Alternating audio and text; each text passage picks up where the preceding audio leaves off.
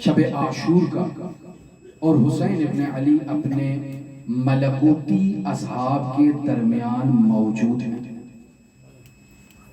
ملکوتی اصحاب کا اجتماع ہے اور حسین ابن علی ملکوتی اصحاب کے درمیان موجود ہیں۔ وہاں حسین ابن علی تذکرہ کر رہے ہیں کہ کل کیا ہوگا۔ ہر فرد اپنا کل کا پلان پیش کر رہا ہے کہ کل میں کیا کروں گا، کیسے فداکاری کروں گا، کیسے حسین ابن علی کے سامنے خود کو سرخرو کروں گا، کیسے حسین ابن علی کا دفاع کروں گا، کیسے حسین ابن علی پر اپنی جان کو نچھاور کروں گا۔ اور ادھر سے امام حسین ابن علی بھی انہیں ان کے مقامات سے باخبر کر رہے ہیں، بتا رہے ہیں کہ تم لوگ جو اتنی مجاہدت کر رہے ہو، تم لوگ جو اتنی جانثاری کر رہے ہو، اپنے خون جگر کو بہانا چاہتے ہو اللہ کی راہ میں اور اللہ کے ولی کے اوپر بہانا چاہتے ہو، تم لوگوں کے کیا مقامات ہوتے ہیں۔ اب یہ گفتگو ہو رہی ہے، وہاں ایک شہزادہ موجود ہے جو اس گفتگو کو سن رہا ہے، سماعت کر رہا ہے، آگے بڑھتا ہے، امام حسین ابن علی سے سوال کرتا ہے، چاچا جان کیا کل میں بھی شہید ہو جاؤں گا؟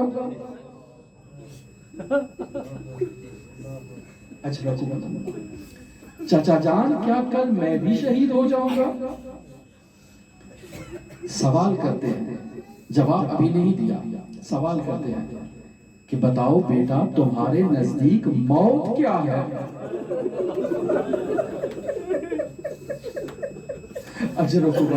بتاؤ بیٹا تمہارے نزدیک موت کا کیا مقام ہے؟ کہا احلا من العسل، موت میرے نزدیک شہد سے بھی زیادہ شیریں ہے، لذیذ ہے۔ تو اب امام حسین اس کو جواب دیتے ہیں کہ کل تو اصغر نے بھی شہید ہو جانا ہے۔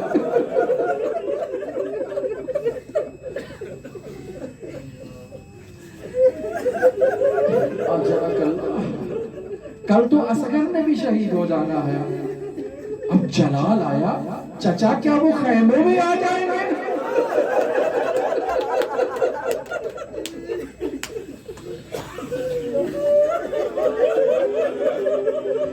چچا جان کیا وہ خیموں میں آ جائیں گے؟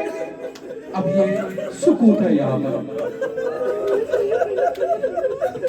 اجرکم اللہ، روز عاشور ہوتا ہے، سید الشہداء نے اپنا سب کچھ قربان کر دیا اللہ کی راہ میں، سب کچھ قربان کر دیا، کچھ نہ بچا۔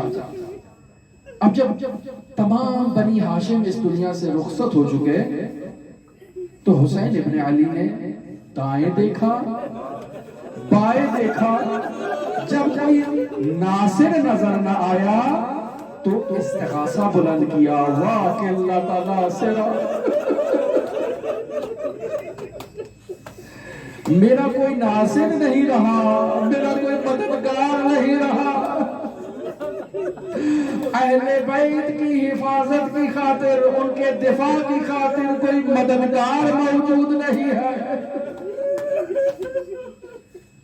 استغاثہ جب بلند ہوا تو دو ہستیوں میں بیتابی ایجاد ہوئی۔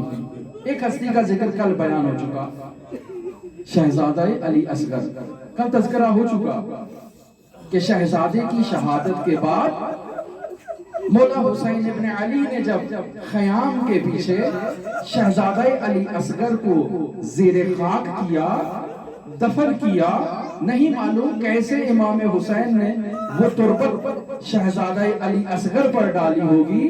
اس کے بعد بیان کرتے ہیں امام حسین نے اللہ کی طرف اشارہ کیا کہ اب میرے پاس کچھ نہیں بچا، سب کچھ اللہ تیری راہ میں قربان کر دیا۔ اور دوسری ہستی جس نے اس استغاثہ کو سننے کے بعد خود میں بیتابی اور کا اظہار کیا، وہ امام حسن کا لخت جگر ہے، شہزادہ قاسم۔ عزیزاں، میں امام حسن کی جانب سے امام حسن کے لخت جگر کا ذکر پڑھتا ہوں، آپ امام حسن کی زوجہ کی جانب سے نیابت کر کے قاسم کی مصیبت سنیں۔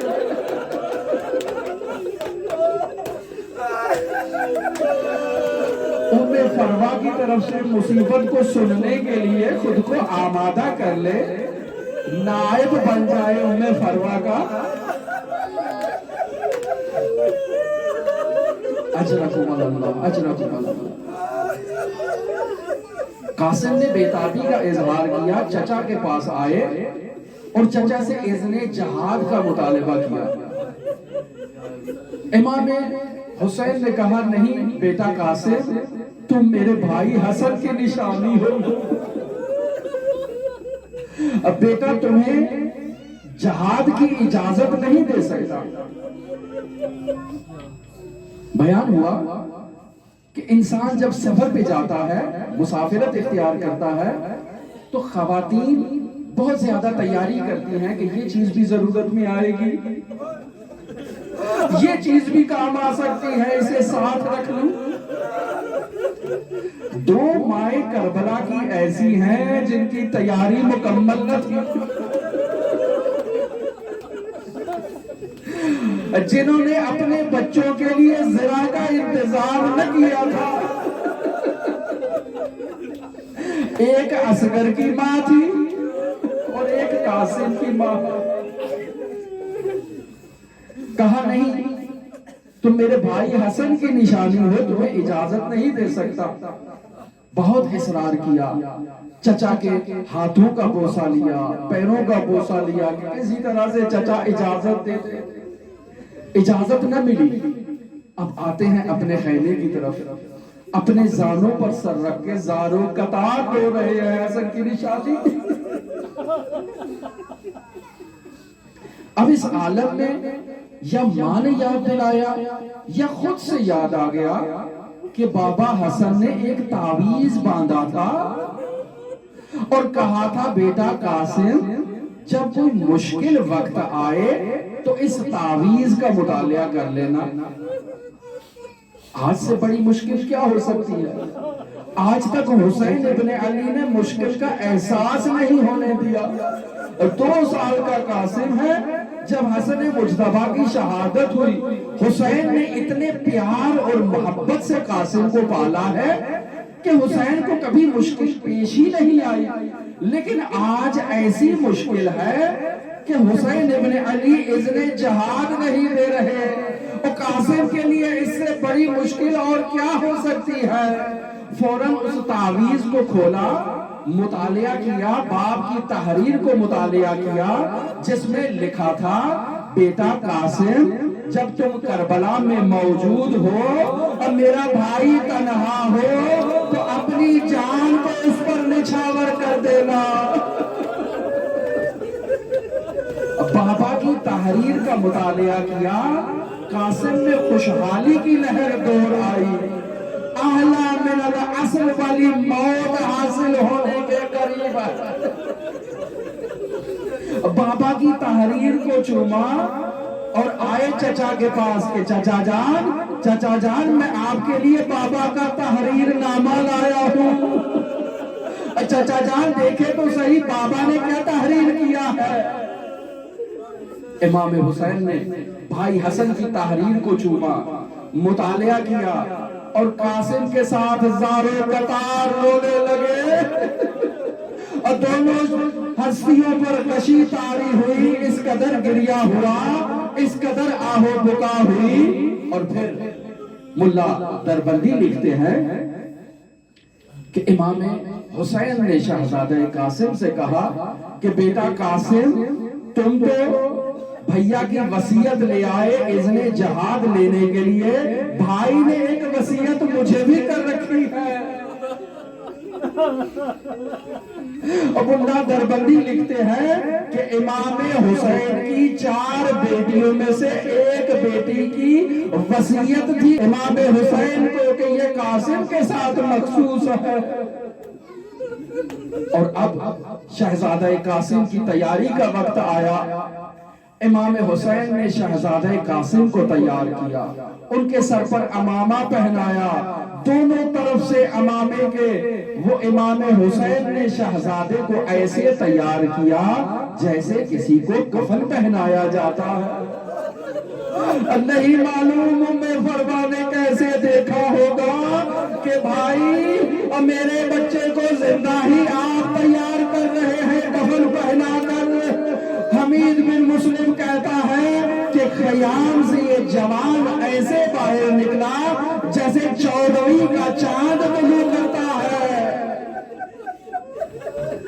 اس نے سفید رنگ کا لباس پہن رکھا ہے، زرہ اس کے بدن پر موجود نہیں ہے، اس کے بائیں جوتے کا تسمہ کھلا ہوا ہے۔ محسوس ایسے ہوتا ہے کہ یہ شہزادہ اتنی جلدی میں خیمے سے باہر نکلا کہ اپنے جوتے کا تسمہ بھی بند نہ کر پایا۔ اب حمید لکھتا ہے کہ یہ نوجوان آتا ہے اور ہم اس کے جمال کو دیکھ کر غیبتے میں مبتلا ہے کہ کیسے اس کی ماں نے اس کو اجازت دی ہوگی کہ یہ جہاد کے لیے میدان میں آتا ہے، یہ قتال کے لیے اور شہید ہونے کے لیے آ جائے۔ حمید کہتا ہے میرے ساتھ عمر سعد تھا، اس نے کہا کہ میں اس کو سخت ترین سزا دوں گا کہ یہ کیسے میدان میں آیا۔ شہزادہ قاسم جس نے آج سے پہلے کبھی جنگ نہ کی تھی، میدان میں ایسی شجاعت سے ظاہر ہوئے اور رجز پڑھتے ہیں کہ جو مجھے نہیں جانتے وہ جان لو کہ میں حسن کی نشانی ہوں اور میں حسن کی نمائندگی کرنے آیا ہوں، کوئی مقابلے کے لیے نہیں آ رہا۔ ایسے میں ایک ارزق شامی ہے وہ میدان میں آتا ہے اور ایک ایسا جنگجو آتا ہے جو 1000 جنگجوؤں کا اکیلا مقابلہ کرنے والا تھا۔ قاسم نے اسے فنار کیا، یہ ارزق آتا ہے، قاسم سے جنگ کرتا ہے، قاسم کے سر اطہر پر تلوار سے وار کرتا ہے، شہزادہ زین سے زمین کی طرف آتا ہے۔ ایک دوسرا شامی ہے جس کا نام سعد تحریر کیا گیا ہے، یہ قاسم کو نیزہ مارتا ہے کہ جو ان کے وجود اطہر سے تجاوز کر جاتا ہے۔ قاسم زمین پر آتے ہیں، یہ آگے بڑھتا ہے شہزادہ قاسم پر حملہ کرنے کے لیے۔ ایسے میں شہزادہ قاسم اپنے چچا کو بلاتے ہیں کہ چچا جان آپ پر میرا سلام۔ امام حسین ایک تیز عقاب کی طرح قاسم کی طرف بڑھتے ہیں، امام حسین کے پار سے اس سعد کا بازو قلم ہوتا ہے، جیسے ہی اس فضا میں وہ خاک بلند ہوتی ہے تو ان لوگوں کو معلوم نہیں ہوتا، ان کے گھوڑے پامال کر دیتے ہیں، شہزادہ قاسم پامال ہو جاتے ہیں۔ اب یہاں بیان کرتا ہے وہ راوی کہ شہزادہ قاسم امام حسین پہنچتے ہیں اور کہتے ہیں بیٹا تم نے چچا کو بلایا اور ایک ایسے مرحلے میں بلایا کہ چچا تم تک نہ پہنچ سکے۔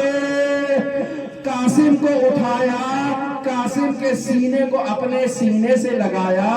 اب جب خیام کی طرف بڑھ رہے ہیں تو حمید لکھتا ہے کہ یہ وہی قاسم ہے کہ جب گھوڑے پہ سوار تھا تو اس کے پیر زمین تک نہ پہنچتے تھے، لیکن جب حسین اسے خیمے کی طرف لے جا رہے ہیں تو اس کے قدم زمین پر کھنچتے چلے جا رہے ہیں۔ امام حسین نے قاسم کو خیام میں لے گئے، انہیں باقی شہداء کے ساتھ علی اکبر کے ساتھ لٹایا۔ امہات آئیں اور آ کر قاسم کا ماتم کیا۔ امام حسین نے ان قاتلین کو نفرین کی، یا حسین